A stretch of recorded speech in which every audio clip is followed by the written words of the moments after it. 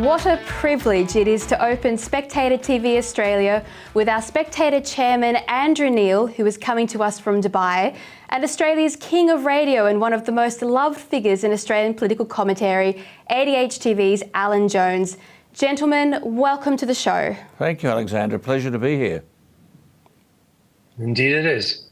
Now, I would like to start with our freshly minted climate criminal, Andrew Neal, who recently blew all of his carbon credit units flying to Australia to see what we've been up to nestled safely at the bottom of the world. Now, while you were here, Andrew, you would have seen Australia engage in a singular conversation about the voice to Parliament. Indeed, our editor, Rowan Dean, has made this topic the cover of The Spectator this week. I'm assuming it hasn't escaped your notice that right now there is a global financial crisis brewing. Most Western democracies are buried in truly scary levels of debt. There's an energy nightmare everywhere you look. Europe is engaged in a war that could escalate any minute. The leader of the free world has no real idea what his name is. And China is umming and ahhing about a military conflict in Taiwan.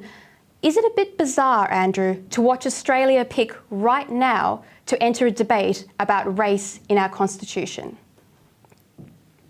Well, I think you kind of answered your own question with the long preamble to it. There is a lot going on in the world, some of it very important. And I think the danger for Australia is that it's now going to have this debate on the voice. It is now going to have a debate, it seems, despite some parts of the media's efforts not to have a debate, but just to go straight to a referendum in which the vote would be yes. And meanwhile, rather more important things are going to pass you by, or at least not be part of your political debate, political discourse. And I think that is dangerous. It's always dangerous when the concerns, the priorities of the political elite are regarded as more important than the concerns and the priorities of the people who get to vote. And I would suggest that energy prices, food prices, the building up of China in the Eastern Pacific are all rather more important to most Australians than whether or not there's a constitutional amendment. Alan Jones, you have been speaking with Australia's political leaders for many months about the voice to Parliament. This referendum, which is set to take place at the end of the year, represents an enormous turning point for Australian culture and for the future of domestic politics. We hear from the Yes camp that this is just a voice, just advice, and yet Mr Albanese said it would be a brave government indeed to ignore the advice of this racial bureaucracy. There have been many complaints, including from Peter Dutton, about a lack of detail.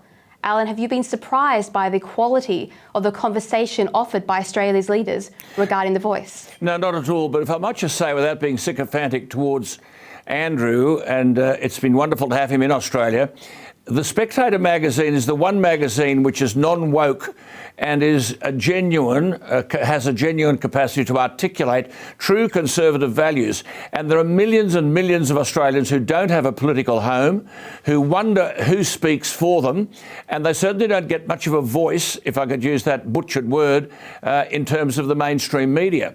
So what is happening here, of course, is that we're made to feel guilty, we're made to feel racist if we dare to oppose it. We have become a nation without debate.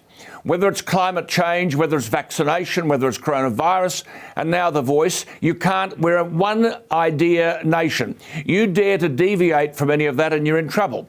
And that's why The Spectator makes a very significant contribution, and you're right, this week's edition does dedicate itself to telling the truth about what the voice is. Now, to the young people, they might say, oh, well, this is a lovely sort of fuzzy idea, really. Look, all we're doing is marrying the past with the present, and why haven't we done that before?